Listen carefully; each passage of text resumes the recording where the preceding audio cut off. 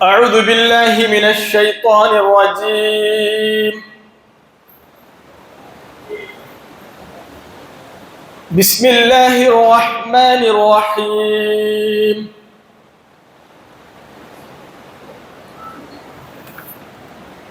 وقضينا إلى بني إسرائيل في الكتاب لتفسدن في الأرض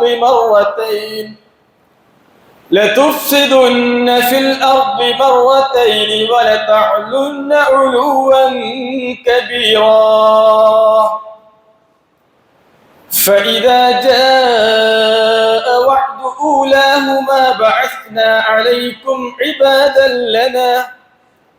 عبادا لنا أولي بأس شديد فجاسوا خلال الديار وكان وعدا مفعولا.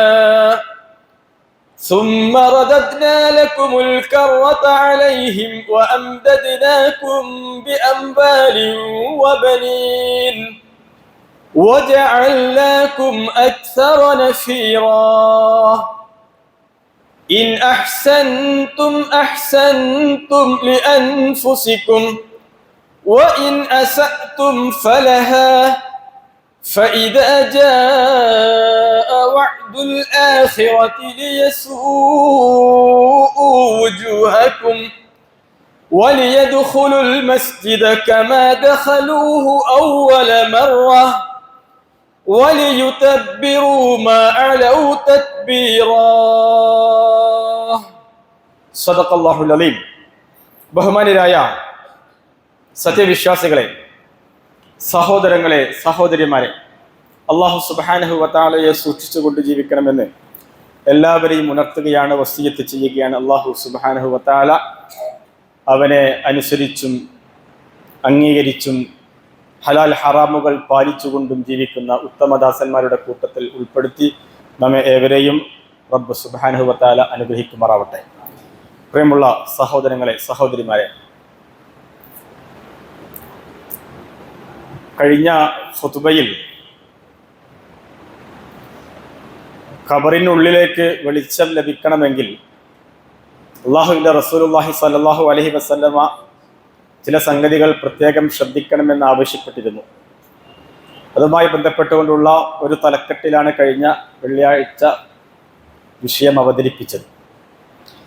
അതിനുശേഷം ലോകത്ത് വമ്പിച്ച മാറ്റങ്ങളൊക്കെ ഉണ്ടായിക്കൊണ്ടിരിക്കുകയാണ്. അപ്പോൾ അതേ സംബന്ധിച്ച് ഒരു പരാമർശം നടത്തിയില്ല എങ്കിൽ ശരിയാവുകയില്ല എന്ന് വിചാരിച്ച് ലോകത്ത് ഇപ്പോൾ നടന്നുകൊണ്ടിരിക്കുന്ന സംഭവ വികാസങ്ങളെ പരിശുദ്ധ ഖുർആനിൻ്റെ വെളിച്ചത്തിൽ ഒരു വിശദീകരിക്കുവാനാണ് ഇന്നത്തെ ഖുതുബയിലൂടെ ഉദ്ദേശിക്കുന്നത്. പരിശുദ്ധ ഖുർആനിൽ ഇസ്രായേലിനെ ഏറ്റവും കൂടുതൽ ഭയപ്പെടുത്തുന്ന ഒരായത്ത്, ആ ആയത്ത് കേട്ടാൽ വിറളി പിടിക്കുന്ന ലോകത്തെ ഒരേ ഒരു കൂട്ടരാണ് ഇസ്രായേൽ. 1978 അത് അവർ പരസ്യമായിട്ട് പറഞ്ഞിട്ടുണ്ട്.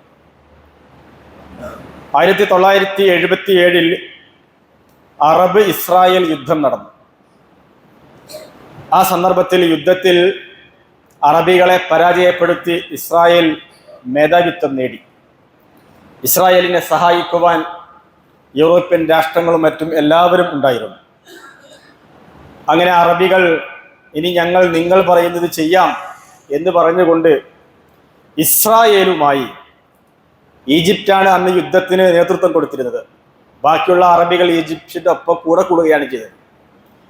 പരാജയപ്പെട്ട അറബ് സമൂഹത്തിൻ്റെ നേതൃത്വം ഏറ്റെടുത്തുകൊണ്ട് ഈജിപ്റ്റ് ഇസ്രായേലുമായി തത്ബിഅന് വേണ്ടി തയ്യാറായിരുന്നു. എന്ന് നയതന്ത്ര ബന്ധങ്ങൾ, സമാധാന കരാറിൽ ഉടമ്പടി വെക്കുവാൻ വേണ്ടി തീരുമാനിച്ചു.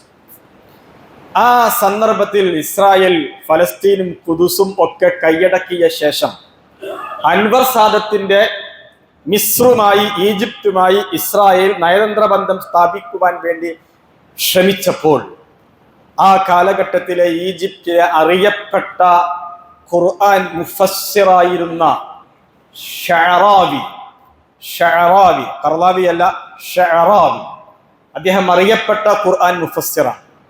ലോകത്തെ എല്ലാ വിഭാഗം ആളുകളും, മുസ്ലിം സമൂഹത്തിലെ എല്ലാവിധ ആളുകളും അദ്ദേഹത്തെ അംഗീകരിക്കുന്നു, ഇഷ്ടപ്പെടുന്നു.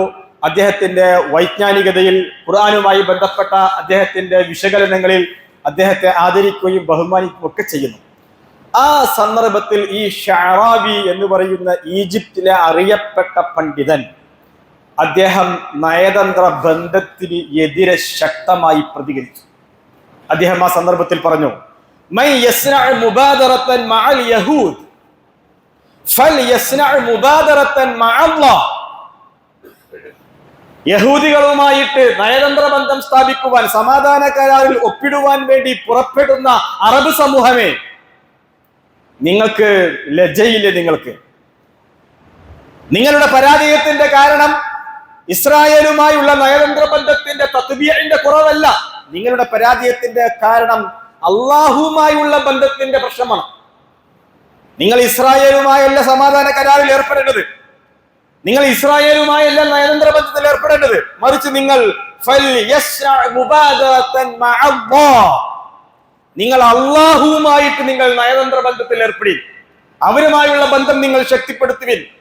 ഇന്നൽ മുസ്ലിമീന ഹീനമാ യഊദൂന ഇലൽ ഇസ്ലാമി സ്വഹീഹ് വത്തിബാഇ സുന്നത്തി റസൂൽ മുഹമ്മദിൻ സല്ലല്ലാഹു അലൈഹി വസല്ലം.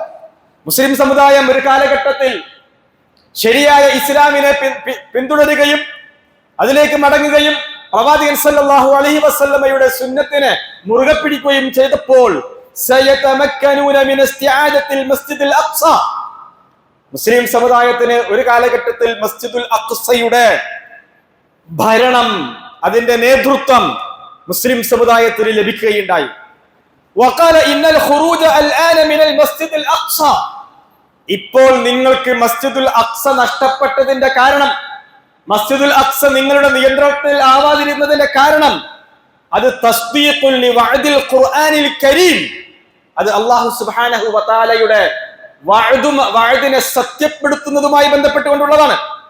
لأن الله قال في سورة الإسراء, കാരണം അല്ലാഹു സുബ്ഹാനഹു വ തആല സൂറത്തുൽ ഇസ്രായിൽ പറഞ്ഞു, വലിയദ്ഖുലുൽ മസ്ജിദ കമാ ദഖലൂഹു അവ്വല മറ. ഒരു കാലഘട്ടങ്ങളിൽ മുസ്ലിം സമൂഹം മസ്ജിദുൽ അഖ്സയിൽ പ്രവേശിച്ചതുപോലെ മുസ്ലിം സമുദായം ഇനിയും മസ്ജിദുൽ അഖ്സയിൽ പ്രവേശിക്കും. അതിന്റെ അധികാരം, അതിന്റെ നേതൃത്വം മുസ്ലിം സമുദായത്തിന്റെ കൈകളിലേക്ക് വരും എന്ന് ഈ ഷഅറാവി എന്ന് പറയുന്ന പണ്ഡിതൻ ഈജിപ്തിന്റെ തെരുവീതികളിൽ വളരെ പരസ്യമായിട്ട് അദ്ദേഹം പ്രഖ്യാപിച്ചു. അദ്ദേഹം ഒന്നുകൂടെ കൂട്ടിച്ചേർത്തു, ആ സന്ദർഭത്തിൽ ഇസ്രായേൽ സമൂഹത്തിന്റെ മുഖം വഷളായ അവസ്ഥ വരും. സയനിസ്റ്റ് ശക്തികളുടെയും അവരെ പിന്തുണയ്ക്കുന്ന ശക്തികളുടെയും മുഖം ആ സന്ദർഭത്തിൽ നിന്ദ്യമാവും എന്ന് അദ്ദേഹം പരസ്യമായി പറഞ്ഞു. ഈ പ്രസ്താവന കേട്ട സന്ദർഭത്തിൽ, പ്രസ്താവന വന്ന സന്ദർഭത്തിൽ അമേരിക്കയിലും മറ്റുമൊക്കെ പത്രങ്ങളിൽ വെണ്ടയ്ക്ക അക്ഷരത്തിൽ ഷഅറാവിക്കെതിരിൽ ശക്തമായ അച്ചുകൾ നിരത്തി, പത്രങ്ങളിൽ നിരത്തി. ഷഅറാവിയെ നാവടപ്പിക്കണം, ഷഅറാവിയെ നിലയ്ക്ക് നിർത്തണം മിസർ. അദ്ദേഹത്തിന്റെ ഈ കമന്റ് ഉണ്ടല്ലോ, ഈ പ്രസ്താവനയുണ്ടല്ലോ, അത് ഈ കരാറിന് തടസ്സം സൃഷ്ടിക്കും എന്ന് പറഞ്ഞുകൊണ്ട് പരസ്യമായി ഇസ്രായേൽ ശക്തികളും അമേരിക്കൻ അനുകൂലികളും ഇസ്രായേൽ അനുകൂലികളും എല്ലാവരും കൂടി രംഗത്ത് വന്നു. ഇസ്രായേൽ പ്രധാനമന്ത്രിയായിരുന്ന ബീഗൻ, അദ്ദേഹം ഷഅറാവിക്കെതിരിൽ അൻവർ സാദത്തിനോട് പ്രതിഷേധം അറിയിച്ചുകൊണ്ട് സമാധാന കരാർ അതിൽ ഞങ്ങൾ ഒപ്പുവെക്കാനില്ല എന്ന് പറഞ്ഞു.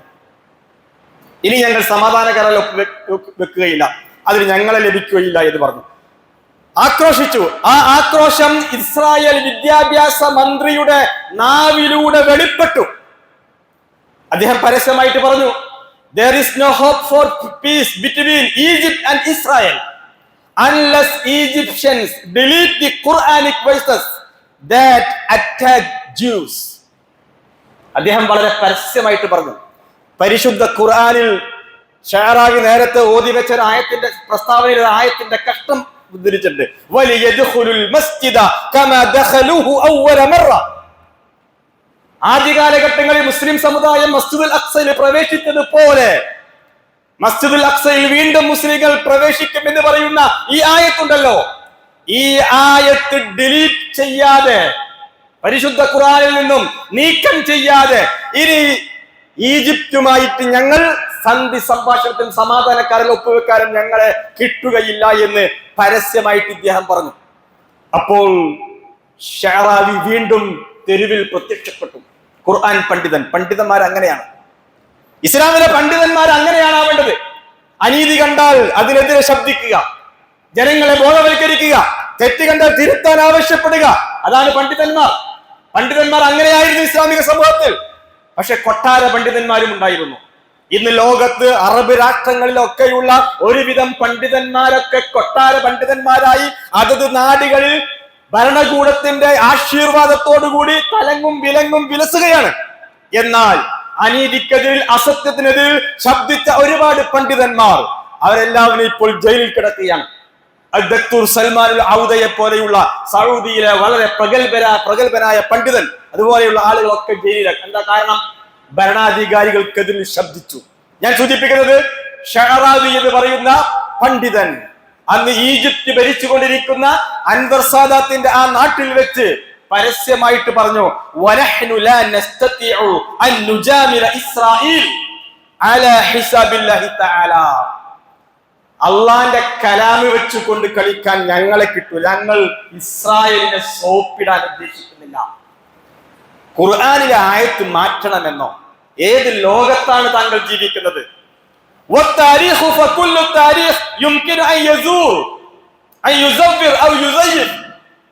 ചരിത്രത്തിൽ ഒരുപാട് ഉദ്ധരണികളുണ്ട്, പല ചരിത്രങ്ങളുമുണ്ട്. ഈ പല ചരിത്രങ്ങളും പല വർത്തമാനങ്ങളും വാഗ്ദാനങ്ങളും ഒക്കെ അത് വ്യാജമാവാം, അത് ഡ്യൂപ്ലിക്കേറ്റ് ആവാനുള്ള സാധ്യതയുണ്ട്. പക്ഷേ അല്ലാഹു സുബ്ഹാനഹു വ തആല പരിശുദ്ധ ഖുർആനിൽ ആദ്യ കാലഘട്ടങ്ങളിൽ മുസ്ലിം സമൂഹം ഫലസ്തീനിൽ പ്രവേശിച്ചതുപോലെ വീണ്ടും പ്രവേശിക്കും എന്ന് അല്ലാഹു വഅദ നടത്തിയിട്ടുണ്ട് എങ്കിൽ അത് സംഭവിക്കാൻ പോകുന്നതാണ്, അത് സംഭവിക്കാനുള്ളതാണ്. അതിൽ തിരിമറി നടത്തുവാൻ ഞങ്ങൾ ആഗ്രഹിക്കുന്നില്ല, ആ വിഷയത്തിൽ ഇസ്രായേലിനെ സോപ്പിടുവാനും ഞങ്ങൾ ആഗ്രഹിക്കുന്നില്ല എന്ന് പറഞ്ഞുകൊണ്ട് അദ്ദേഹം വളരെ ശക്തമായി ആ പണ്ഡിതൻ രംഗത്ത് വന്നു. ഷഅറാവി എന്ന് പറയുന്ന ഈ മഹാനായ പണ്ഡിതൻ അദ്ദേഹത്തിന്റെ പ്രസ്താവനക്കെതിരിൽ ഉറഞ്ഞുതുള്ളുവാൻ കാരണമായ ആയത്ത്, ഇസ്രായേൽ വെട്ടിമാറ്റാൻ ആവശ്യപ്പെട്ട ആയത്ത്, ആ ആയത്തുകളാണ് ഞാൻ നേരത്തെ നിങ്ങളുടെ മുമ്പിൽ ഓതി കേൾപ്പിച്ചത്. അല്ലാഹു സുബ്ഹാനഹു വ തആല നമ്മെ അതിൽ പല കാര്യങ്ങളും വിശദമായി പഠിപ്പിച്ചിരുന്നു. പരിശുദ്ധ ഖുർആനിൽ നാം മനസ്സിലാക്കേണ്ടത്, ആയത്തുകൾ രണ്ട് സ്വഭാവത്തിലാണ് ഖുർആനിലുള്ളത്. ആയത്തുകൾ പരിശുദ്ധ ഖുർആനിൽ രണ്ട് സ്വഭാവത്തിലാണുള്ളത്. ഒന്ന് ദലാല ഖത്ഇയ്യ, രണ്ട് ദലാല വന്നിയ്യ. ദലാല ഖത്ഇയ്യ എന്ന് പറഞ്ഞാൽ ഇജ്തിഹാദിന് പഴുതില്ലാത്ത ആയത്തുകളാണ്. ആ ആയത്തുകളിൽ റിസർച്ച് ഗവേഷണം നടത്താൻ അള്ളാഹ് അനുവദിച്ചിട്ടില്ല. അങ്ങനെ കുറെ ആയത്തുകൾ ഖുർആനിലുണ്ട്, ഇജ്തിഹാദ് നടത്താൻ പറ്റില്ല. ഉദാഹരണത്തിന് അള്ളാഹ് പലിശ ഹറാമാക്കി.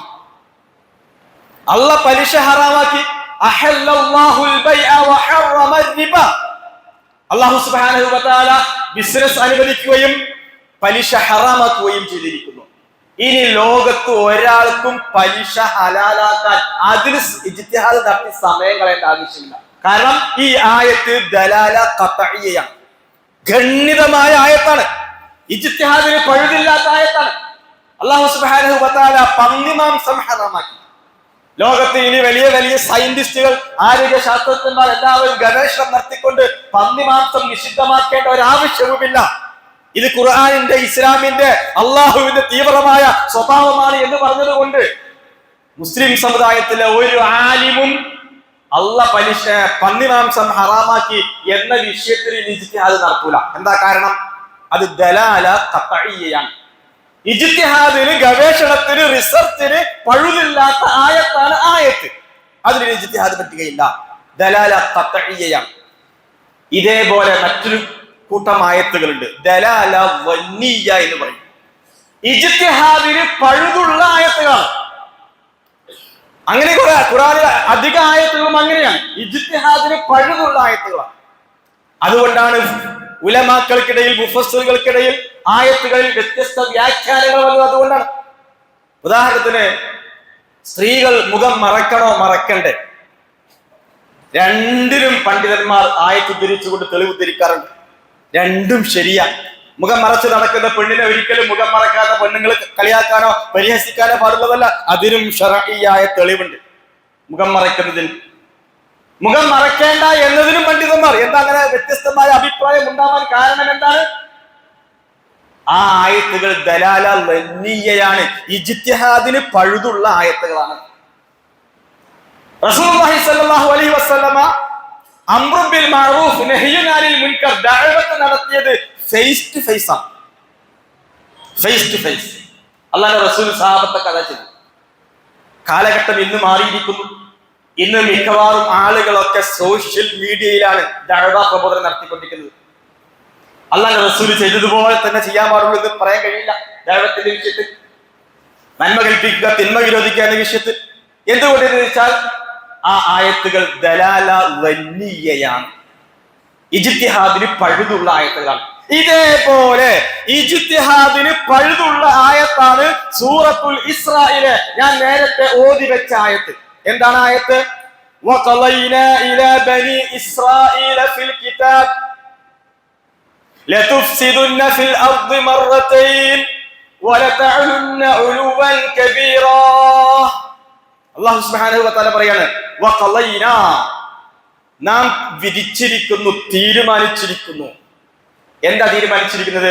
ഇലാ ബനി ഇസ്രായീൽ, ഇസ്രായേൽ ജൂതന്മാരോട് നാം വിധിച്ചിരിക്കുന്നു. ഫിൽ കിതാബ്, തൗറാത്തിൽ വിധിച്ചിരിക്കുന്നു. ലതുഫ്സിദുന്ന ഫിൽ അർദി മർറതൈൻ, നിങ്ങൾ ഭൂമിയിൽ 2 പ്രാവശ്യം ശക്തമായ ഫസാദ് ഉണ്ടാക്കുന്ന. ജനങ്ങൾ എന്താണ് ഈ ചങ്ങാതിമാർ കാണിച്ചു കൂട്ടുന്നത് എന്ന് ചോദിക്കുമാർ, ജനങ്ങൾ വെറുക്കുമാർ 2 സന്ദർഭങ്ങളിൽ ഫസാദ് ഉണ്ടാക്കും. ആര്? ജൂതന്മാർ ഫസാദ് ഉണ്ടാക്കും. അല്ലാഹ് പറയാ വഖളൈന എന്ന് പറഞ്ഞാൽ ഇമാം ഷഅറാബി ആ ആയത്തിന് വിശദീകരണം കൊടുത്തിരിക്കുന്നത് ഹകംനാ ഹുക്മൻ ലാ റജഅത ഫീഹി, പുനഃപരിശോധന ആവശ്യമില്ലാത്ത, പുനർവിചിന്തനം ആവശ്യമില്ലാത്ത രീതിയിൽ വിധിച്ചിരിക്കുന്നു. എന്താ വിധിച്ചത്? ജൂതന്മാർ ഭൂമിയിൽ 2 പ്രാവശ്യം ഗംഭീരമായ കുഴപ്പം, ഫസാദ്, ഫിത്ന, അരാജകത്വം ഭൂമിയിൽ ഉണ്ടാക്കുമെന്നാണ്. അതിന് ഖുർആൻ ഉപയോഗിച്ച ശൈലിയുണ്ട്. ലതുഫ്സിദുന്ന.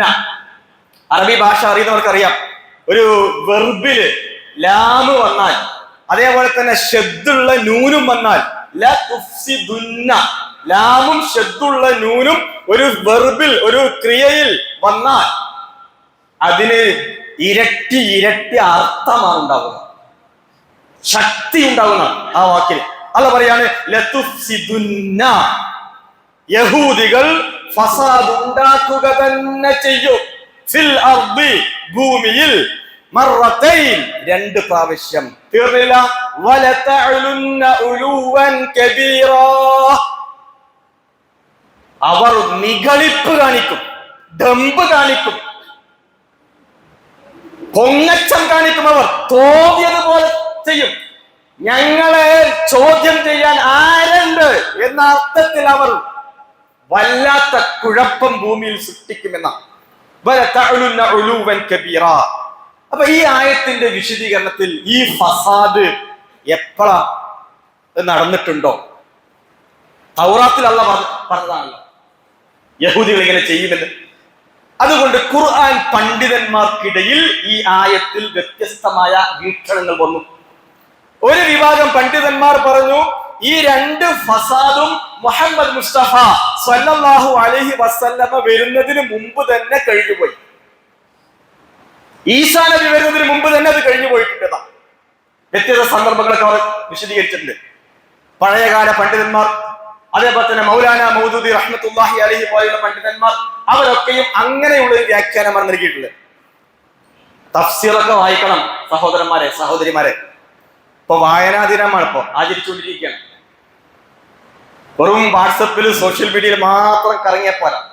ഒരു ദിവസം ഖുർആന്റെ പരിഭാഷയൊക്കെ എടുത്തിട്ട് ഇങ്ങനെ കുറേശ്ശെ വായിക്കണം. നമ്മുടെ ഈ പള്ളിയിൽ ഖുർആന്റെ പരിഭാഷയൊക്കെ ഉണ്ടാവും എന്ന് വിചാരിക്കുന്നത്. തഫ്സീറുൽ ഖുർആൻ പള്ളിയിൽ ഇല്ലെങ്കിൽ പള്ളിയിൽ ഉണ്ടാവണം. മുജാഹിദ് പണ്ഡിതനായ സലഫി വിഭാഗം പണ്ഡിതനായ അമാനി മൗലവി തഫ്സീർ സാധാരണക്കാർക്ക് വേഗത്തിൽ വായിക്കാൻ പറ്റിയ തഫ്സീറാണ്. ആ തഫ്സീർ ഇല്ല എങ്കിൽ പള്ളിയിൽ ആ തഫ്സീർ വേണം. സ്പോൺസർ ചെയ്യണം ആളുകൾ. ഞാൻ ഖുതുബ പറയുന്ന പള്ളികളിലൊക്കെ ഞാൻ അത്തരം സംഗതി പറയും. നമുക്ക് പക്ഷപാതിത്വമില്ല. ഏത് ആലിമ് മലയാളത്തിൽ തഫ്സീർ എഴുതിയാൽ ഏത് സംഘടനയാവട്ടെ, സമൂഹത്തിന് ഉപകാരപ്പെട്ട തഫ്സീറാണോ ആ തഫ്സീർ പള്ളിയിൽ വേണം, നമ്മുടെ ഷെൽഫുകളിൽ വേണം, വായിക്കണം. ഇപ്പൊ വായനാ ദിനം ആചരിച്ചുകൊണ്ടിരിക്കുകയാണ്. നമ്മളൊക്കെ വായിക്കാൻ പഠിക്കണം. തഫീമുൽ ഖുർആൻ കുറച്ചുകൂടി ബുദ്ധിപരമായി ചിന്തിക്കുന്ന ആളുകൾക്ക് വേണ്ടി എഴുതപ്പെട്ട ഗ്രന്ഥമാണ് തഫീമുൽ ഖുർആൻ. അബുൽ അല മൗദൂദി റഹ്മത്തുള്ളാഹി അലൈഹി. ഞാനൊക്കെ കുറ്റ്യാടി കോളേജില് മൊയ്തു മൗലവിയുടെ കോളേജിൽ പഠിപ്പിച്ചുകൊണ്ടിരിക്കുമ്പോൾ എന്റെ റൂംമേറ്റ് ആയിട്ട് ഒരു അബ്ദുൽ ലത്തീഫ് ബാത്തവി എന്ന് പറയുന്ന ഒരു പണ്ഡിതൻ ഉണ്ടായിരുന്നു. ചെറുപ്പക്കാരനാണ്. അദ്ദേഹം തെക്കൻ കേരളത്തിലെ ഹസനിയ കോളേജിൽ പഠിച്ച ആളാണ്. അദ്ദേഹം മൗദൂദി സാഹിബിനെ കേൾക്കുമ്പോഴേക്കും ദേഷ്യം. കാരണം ഉസ്താദുമാർ അങ്ങനെയാണ് പഠിപ്പിച്ചിരിക്കുന്നത്.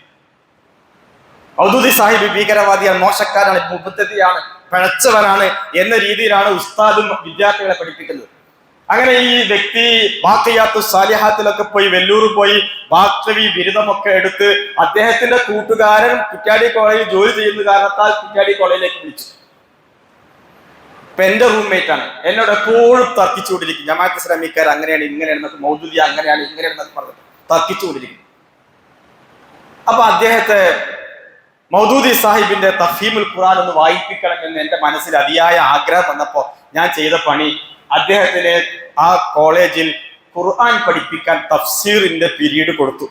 മൊയ്തു മൗലവിയോട് കൊടുക്കാൻ വേണ്ടി പറഞ്ഞു. തഫ്സീറിന്റെ പീരീഡ് അദ്ദേഹത്തിന് കൊടുക്കണമെന്ന് പറഞ്ഞു. അവിടെയാണെങ്കിൽ കുട്ടികൾക്ക് ഖുർആൻ തഫ്സീർ പഠിപ്പിക്കുന്നത് തഫീമുൽ ഖുർആൻ വെച്ചിട്ടാണ്. അങ്ങനെ തഫീമുൽ ഖുർആൻ വെച്ചുകൊണ്ട് ഈ ഉസ്താദ് 2 ആഴ്ച അങ്ങനെ ഖുർആൻ അങ്ങനെ പഠിപ്പിച്ചു കഴിഞ്ഞിട്ട് എൻ്റെ അടുത്ത് ഇങ്ങനെ വന്നിട്ട്, എൻ്റെ സലാം സാഹിബെ, തഫീമുൽ ഖുർആൻ എന്ന് പറഞ്ഞാൽ ഒരു ബഹറാണ്, സമുദ്രാണ്. എന്തിനാണ് എന്റെ ഉസ്താദുമാര് എന്നോട് ഇത് വായിക്കണ്ടെന്ന് പറഞ്ഞത്? എനിക്ക് മനസ്സിലാവുന്നില്ല. എന്താണ് എന്റെ ഉസ്താദുമാർക്ക് പറ്റിയത്? എന്തിനാണ് വിദ്യാർത്ഥികളുടെ മനസ്സിൽ ഇങ്ങനെയുള്ള ചിന്ത ഇടുന്നത്? ഞാൻ വായിച്ചിട്ട് അത്ഭുതപ്പെട്ടു. എന്തോ ഒരു വിവരമാണ് ഇതിലുള്ളത്. ഇത് പറയുന്നത് ആരാ? ഒരു പണ്ഡിതനാണ് ഈ പറയുന്നത്. അബ്ദുൽ ലത്തീഫ് ബാത്തവി എന്ന് പറയുന്ന എന്റെ റൂംമേറ്റ് ആയിരുന്ന പണ്ഡിതനാണ് ഈ പറയുന്നത്. ഞാൻ പറയുന്നത് വായനാ ദിനമാണ്. ഈ നേരത്തെ ഓതി വെച്ച ആയത്തിന്റെ വിശദീകരണങ്ങളൊക്കെ പല തഫ്സീറുകളിലുമുണ്ട്. ഇംഗ്ലീഷ് തഫ്സീറുകളുണ്ട്, മലയാള തഫ്സീറുകളുണ്ട്. ഓരോരുത്തർക്ക് അറിയാവുന്ന ഭാഷയിൽ വായിക്കണം, പഠിക്കണം എന്നുകൂടി ഈ സന്ദർഭത്തിൽ ഉണർത്തുകയാണ്, ഉപദേശിക്കുകയാണ്. ഇവിടെ അല്ലാഹു സുബ്ഹാനഹു വ തആല ഈ പറഞ്ഞ 2 ഫസാദുകൾ ഭൂമിയിൽ ഇസ്രായേലികൾ ചെയ്യും, ജൂതന്മാർ ചെയ്യും. അത് രണ്ടും നടന്നു കഴിഞ്ഞു. ഈസാ നബിക്ക് മുമ്പ് തന്നെ നടന്നു കഴിഞ്ഞു എന്നാണ് ഒരു വിഭാഗം പണ്ഡിതന്മാർ പറയുന്നത്. എന്നാൽ ഷഅറാബിയെ പോലെയുള്ള ആധുനികരായ പല പണ്ഡിതന്മാരും മുഫസ്സിറുകളും ഒക്കെ ഈ ആയത്തിന്റെ വിശദീകരണം പറയുന്നത് 2 ഫസാദുകളിൽ ഒരു ഫസാദ് അത് റസൂലുള്ളാഹി സ്വല്ലല്ലാഹു അലൈഹി വസല്ലമയുടെ കാലത്ത് സംഭവിച്ചു. ഒരു ഫസാദ് സംഭവിച്ചു. എന്താ സംഭവിച്ചത്? യഹൂദികൾ ഇസ്ലാമിനെതിരിൽ വമ്പിച്ച പ്രചാരണം ഒഴിച്ചിരുന്നു. അവർ മദീനയിൽ പല സന്ദർഭങ്ങളിലും മദീനയിൽ താമസിക്കുന്ന ആളുകളുടെ ഭാഗത്തു നിന്ന് യഹൂദികൾക്ക് നിന്ദതയും ബുദ്ധിമുട്ടുകളും ഒക്കെ അനുഭവിച്ചപ്പോൾ യഹൂദികൾ പറഞ്ഞു, മക്കയിൽ നിന്ന് ഒരാൾ ഇവിടെ മദീനയിലേക്ക് വരാനുണ്ട്, അദ്ദേഹം ഇങ്ങോട്ട് വരട്ടെ, അദ്ദേഹത്തിന്റെ കീഴിൽ ഞങ്ങൾ നിങ്ങളൊരു പാഠം പഠിപ്പിക്കുമെന്ന് പറഞ്ഞു. അങ്ങനെയാണ് മക്കയിൽ നിന്ന് മദീനയിലേക്ക് പ്രവാചകൻ മുഹമ്മദ് മുസ്തഫ സല്ലല്ലാഹു അലൈഹി വസല്ലമ ഹിജ്റ പോകുന്നത്. മദീനയിലെത്തിയപ്പോൾ ഈ യഹൂദികൾക്ക് അറിയാം, ഇത് ഞങ്ങളുടെ തൗറാത്തിൽ പരാമർശിക്കപ്പെട്ട പ്രവാചകനാണ്. യഅരിഫൂന അബ്നാഅഹും, അവർ അവരുടെ മക്കളെ അറിയുന്നത് പോലെ ഇത് തൗറാത്തിൽ പരാമർശിക്കപ്പെട്ട പ്രവാചകനാണ് എന്ന് അവർക്ക് കൃത്യമായി അറിയാം. പക്ഷേ യഹൂദികൾ മുഹമ്മദിനെതിരിൽ വാളെടുത്തു, ചതിപ്രയോഗങ്ങൾ നടത്തി, പ്രവാചകനെ പലപ്പോഴും കൊല്ലാൻ നോക്കി. പ്രവാചകനെ കൊല്ലുവാൻ വേണ്ടി ഒരു ജൂത സ്ത്രീയെ പ്രത്യേകം സജ്ജമാക്കിയെടുത്തു. ചതിച്ചു കൊല്ലുക എന്നുള്ളത് യഹൂദികളുടെ വളരെ പ്രധാനപ്പെട്ട അന്നേ ഉള്ള രീതിയാണ്. ഇപ്പൊ കണ്ടില്ലേ, ഇറാനിലൊക്കെ പല ആളുകളെയും മറ്റുമൊക്കെ ചതിച്ചു കൊല്ലുക. മൊസാദ് ചാര സംഘടന ഇത് പരിപാടി അന്ന് തുടങ്ങിയതാണ്. റസൂലുള്ളാഹി സ്വല്ലല്ലാഹു അലൈഹി വസല്ലമയെ കൊല്ലുവാൻ വേണ്ടി ഒരു ജൂത സ്ത്രീയെ തയ്യാറാക്കിയെടുത്തു. എന്നിട്ട് ആ സ്ത്രീ വന്നിട്ട് റസൂലുള്ളാഹി സ്വല്ലല്ലാഹു അലൈഹി വസല്ലം ചോദിച്ചു, റസൂലേ, അയൽവാസിയാണ്, നിങ്ങൾക്ക് ആടിന്റെ ഏത് ഭാഗമാണ് ഇഷ്ടം എന്ന് ചോദിച്ചു. റസൂലുള്ള പറഞ്ഞു, എനിക്ക് ഇഷ്ടം ആടിന്റെ, നമ്മളൊക്കെ നാടൻ ഭാഷയിൽ പറയില്ലേ കുറക് എന്നൊക്കെ പറയില്ലേ, എന്നതുപോലെ ഈ ഭാഗമാണ് ഇഷ്ടം എന്ന് പറഞ്ഞു. എന്നാ ഞാൻ കൊണ്ടുവരാം, അയൽവാസിയല്ലേ. റസൂലുള്ളാഹി സ്വല്ലല്ലാഹു അലൈഹി വസല്ലമയ്ക്ക് ഈ സ്ത്രീ ഈ കുറകുമായിട്ട് ആടിന്റെ പ്രത്യേക ഭാഗവുമായിട്ട് ഈ റസൂലുള്ളാഹിന്റെ അടുത്ത് വന്നു.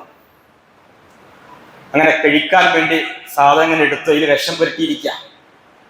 ഈ സാധനം എടുത്ത് വായിൽ വെച്ചു. അപ്പൊ അള്ളാഹ് പറഞ്ഞു, കഴിക്കണ്ട എന്ന് പറഞ്ഞു. ഹദീസിൽ കാണുവാൻ സാധിക്കും, ആ വായയിൽ ആ വിഷത്തിന്റെ ചെറിയ ഒരു രുചി അനുഭവപ്പെട്ടത് കാരണമായിട്ട് പിന്നീട് അള്ളാഹുവിന്റെ റസൂലിന് മരിക്കുന്നത് വരെയും അതിന്റെ പ്രയാസം ഉണ്ടായിരുന്നതാണ്. മരിക്കുന്നത് വരെയും അള്ളാഹിന്റെ റസൂലിന് പ്രയാസം ഉണ്ടായിരുന്നതാണ്. അങ്ങനെ ചതിപ്രയോഗങ്ങൾ നടത്തി സഹാബികൾക്കെതിരിലും പ്രവാചകനെതിരിലും ഖുർആാനിനെതിരിലും എല്ലാവിധ ഫസാദുകളും ബനു ഖൈനുഖ, ബനു നദീർ ഇതുപോലെയുള്ള ഗോത്രങ്ങൾ, ജൂതഗോത്രങ്ങൾ സർവ്വ പണിയും എടുത്തു. അവർ മുശ്രിക്കുകളുടെ ഒപ്പം കൂടി, മുനാഫിക്കുകളുടെ ഒപ്പം കൂടി ഇസ്ലാമിനെയും പ്രവാചകനെയും മദീനയിൽ നിന്ന് നിഷ്കാസനം ചെയ്യുവാൻ വേണ്ടിയുള്ള എല്ലാ പണി നടത്തി. അതാണ് ഫസാദ്. ഒന്നാമത്തെ കുഴപ്പം. അല്ലാഹുവിന്റെ റസൂൽ ശക്തമായ നടപടിയെടുത്തു. അവസാനം മദീനയിൽ നിന്ന് ജൂതന്മാരെ മദീനയിൽ നിന്ന് പുറത്താക്കി. സൂറത്തുൽ ഹശ്ർ എന്ന് പറയുന്ന ഒരു സൂറത്തുണ്ട്. ഹുവല്ലദീ അഖ്റജൽ ലദീന കഫറൂ മിൻ അഹ്ലിൽ കിതാബി മിൻ ദിയാരിഹിം ലിഅവ്വലിൽ ഹശ്ർ. സൂറത്തുൽ ഹശ്ർ പറയുന്നു, അല്ലാഹു സുബ്ഹാനഹു വ തആല അല്ലാഹുവിന്റെ റസൂലിന് ഓർഡർ കൊടുത്തു, ഇനി മദീനയിൽ ഒരൊറ്റ ജൂതനെയും അവശേഷിപ്പിക്കരുത്, പുറത്താക്കണമെന്ന് പറഞ്ഞു. അങ്ങനെ പുറത്താക്കി. ഇതാണ് ഒന്നാമത്തെ ഫസാദ്.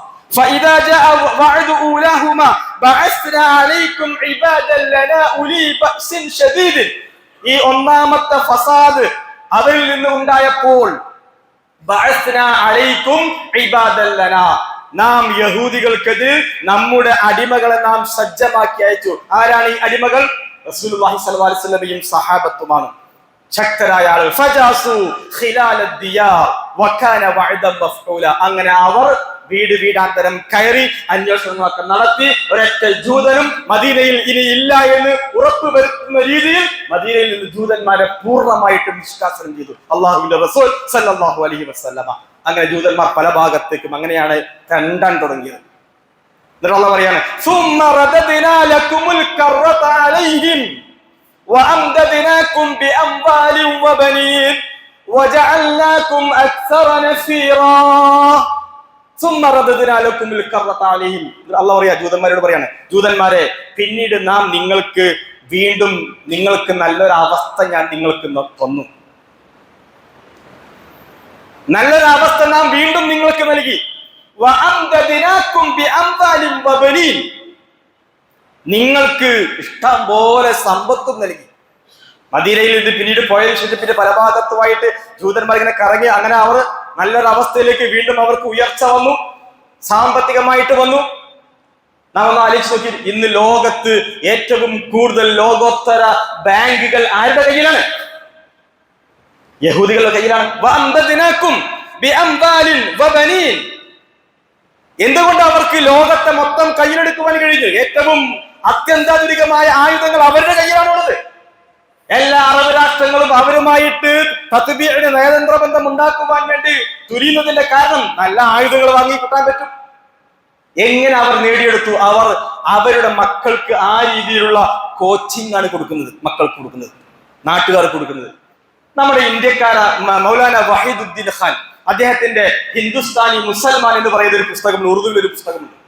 ആ പുസ്തകത്തിൽ അദ്ദേഹം പറയാണ്, യഹൂദികൾക്ക് എന്തുകൊണ്ട് ലോകത്ത് മേധാവിത്വം കിട്ടി, എന്തുകൊണ്ട് അവർ എല്ലാ രംഗത്തും അവർ ഡോമിനേഷൻ അവർക്ക് കിട്ടി.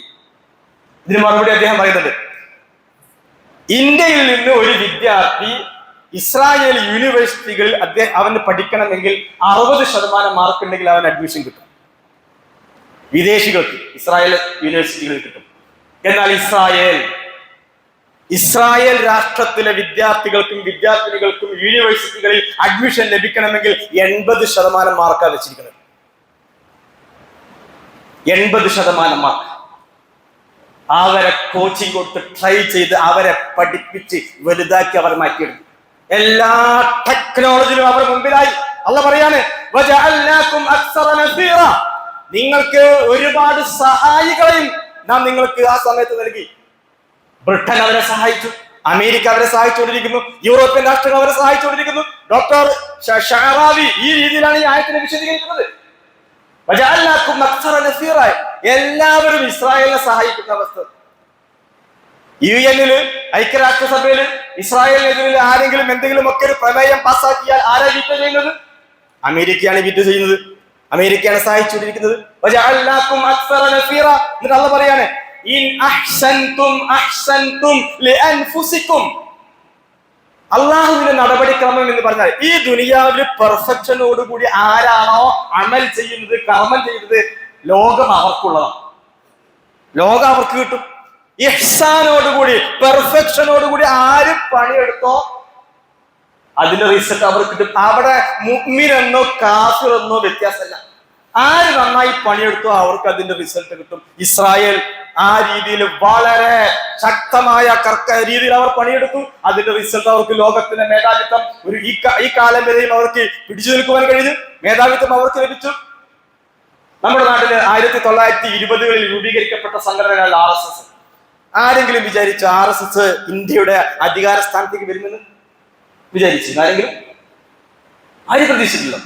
പക്ഷെ അന്ന് രൂപീകരിച്ച അന്ന് പറഞ്ഞ് 100 കൊല്ലത്തിനുള്ളിൽ ഇന്ത്യ എന്ന് പറയുന്ന മഹാരാജ്യം അത് ഞങ്ങൾ ഭരിക്കും എന്ന് പറഞ്ഞു.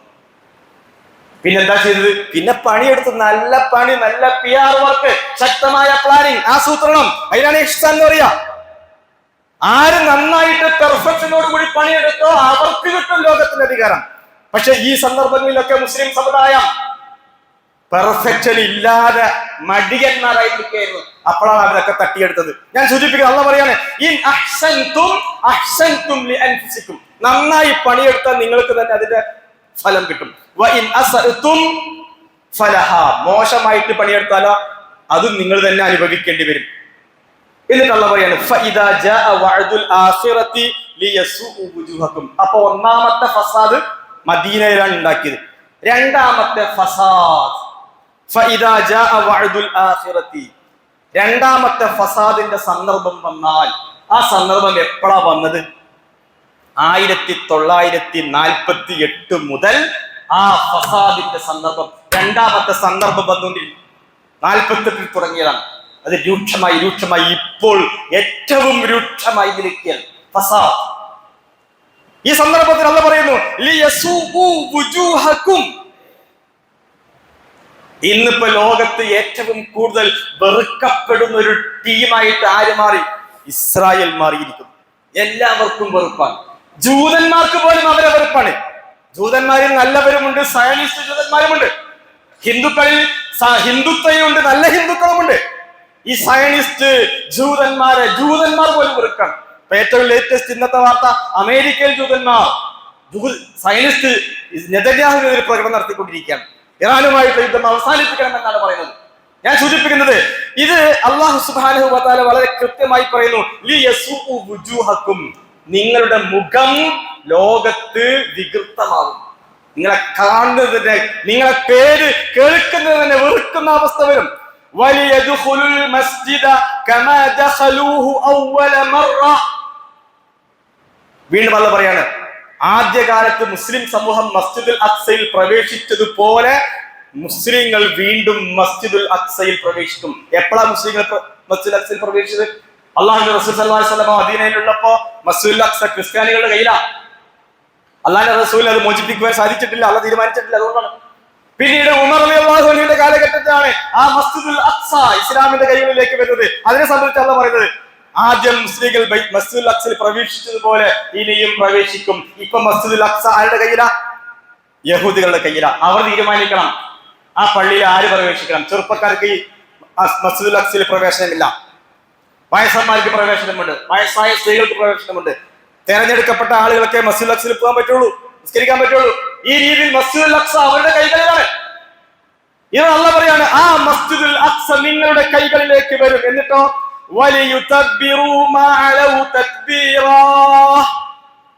അങ്ങനെ ഇസ്ലാമിക സമൂഹം, ഇസ്രായേൽ, അവർ ഖുർആൻ ഉപയോഗിച്ച ശൈലി അലൗ എന്നാണ് ഉപയോഗിച്ചത്. ഇസ്രായേലികളെ വിശദീകരിക്കുമ്പോ നേരത്തെയൊക്കെ പറഞ്ഞപ്പോ ലതുഫ്സിദുന്ന, അതേപോലെ കും എന്ന ശൈലിയൊക്കെ വന്നപ്പോൾ ഇവിടെ എത്തിയപ്പോൾ മാ അലൗ തത്ബീറ, അവർ ഉയർത്തിയ എല്ലാ സംഗതികളെയും നാഗരികതകളെയും ഈ ഇസ്ലാമിക സമൂഹം തകർത്ത് തരിപ്പണമാക്കും. എന്താണ് അവർ ഉയർത്തിയത് പറയാൻ കാരണം? നിങ്ങൾ ഉയർത്തിയ, ജൂതന്മാരോട് നിങ്ങൾ ഉയർത്തിയ എന്ന് പറയാതെ അവർ ഉയർത്തിയ എന്ന് പറയാൻ കാരണം എന്താണ്? ഒരിക്കലും ജൂതർക്ക് ഇസ്രായേലിന് ഒറ്റയ്ക്ക് ഈ രാജ്യത്ത് നിൽക്കാൻ കഴിയില്ല. അവർക്ക് എപ്പോഴും പരസഹായം വേണം. ആ പരസഹായം ചെയ്തുകൊണ്ടിരിക്കുന്നവരാണ് യൂറോപ്യൻ യൂണിയൻ. അതുകൊണ്ട് അവർ കെട്ടിപ്പടുത്തുയർത്തിയ എല്ലാ സംഗതികളെയും ഈ ഇസ്ലാമിക സമൂഹം തകർക്കും, നശിപ്പിക്കും. എന്നിട്ട് അൽ മസ്ജിദുൽ അഖ്സയിൽ മുസ്ലിം സമൂഹം നിർഭയമായി നമസ്കരിക്കും. ആ ഒരു കാലഘട്ടം വരാൻ പോവാണ്. അതിലേക്കാണ് ലോകം പോകുന്നത്. ഇപ്പോൾ അത് ഒന്നുകൂടി അതിന്റെ സംഗതികൾ കൂടുതൽ വെളിച്ചം വന്നുകൊണ്ടിരിക്കുകയാണ്. ഇറാനുമായുള്ള യുദ്ധം, ഇറാനും ഇസ്രായേലും തമ്മിലുള്ള യുദ്ധം, ഇതിന്റെയൊക്കെ പര്യവസാനം ഉലമാക്കൾ വ്യത്യസ്തമായ രീതിയിൽ പ്രതികരിച്ചു തുടങ്ങിയിട്ടുണ്ട്. ലോകത്തുള്ള മുസ്ലിം സമൂഹം ഒക്കെ എല്ലാ നിലക്കും ഇറാനിന്റെ ആ വിഷയത്തിൽ സപ്പോർട്ട് ചെയ്യുന്നതിന്റെ വർത്തമാനങ്ങളൊക്കെ പ്രകടിപ്പിക്കുന്നതൊക്കെ നമുക്ക് കാണുവാൻ സാധിക്കും. ഇൻഷാ അല്ലാഹ് മസ്ജിദുൽ അഖ്സയിൽ മുസ്ലിം ഉമ്മത്ത് നിർഭയമായി നമസ്കരിക്കുന്ന ഒരു കാലഘട്ടം വരും എന്ന് സൂറത്തുൽ ഇസ്രാ നമ്മെ പഠിപ്പിക്കുകയാണ്. അതുകൊണ്ടാണ് യഹൂദികൾ സൂറത്തുൽ ഇസ്രായിനെ ഏറ്റവും കൂടുതൽ ഭയപ്പെടുന്ന സൂറത്തായിട്ട് മാറും. ഈ ആയത്തിനെ ഏറ്റവും കൂടുതൽ അവർ ഭയപ്പെടുന്നത്. അല്ലാഹു സുബ്ഹാനഹു വ തആല കാര്യങ്ങൾ മനസ്സിലാക്കി മുമ്പോട്ട് പോകുവാൻ നമുക്ക് ഓരോരുത്തർക്കും തൗഫീഖ് നൽകി അനുഗ്രഹിക്കുമാറാവട്ടെ.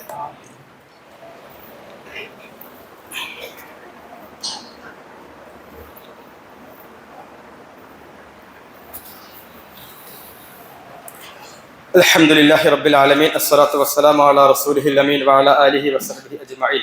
യാ അയ്യുഹന്നാസ് ഇത്തഖുല്ലാഹ ഹഖ്ക തുഖാതിഹി വലാ തമൂതുന്ന ഇല്ലാ വഅൻതും മുസ്ലിമൂൻ. പ്രിയമുള്ള സഹോദരങ്ങളെ, സഹോദരിമാരെ, അല്ലാഹു സുബ്ഹാനഹു വ തആലയെ സൂക്ഷിച്ചുകൊണ്ട് ജീവിക്കണമെന്ന് ഒരിക്കൽ കൂടി ഉണർത്തുകയാണ്, വസിയത്ത് ചെയ്യുകയാണ്. നമ്മുടെ